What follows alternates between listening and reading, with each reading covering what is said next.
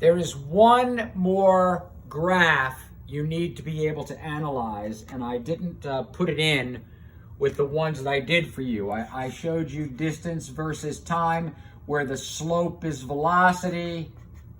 I showed you v versus t, where the slope is acceleration, and the area underneath it is the displacement. And I also showed you the force times the distance, where the area under it is the work.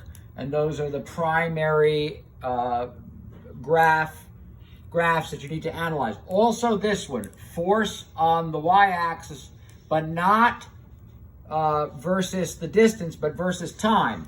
Well, F delta t, F times time, which is an area, force times time gives you an area, is equal to the change in momentum.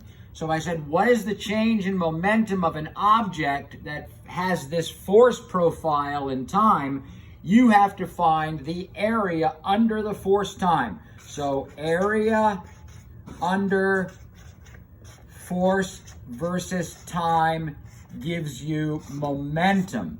So we have a rectangle, 10 times 4 for 40, and a triangle, which is half of the base times the height, which is 10. So we have 10 and 40, so we have 50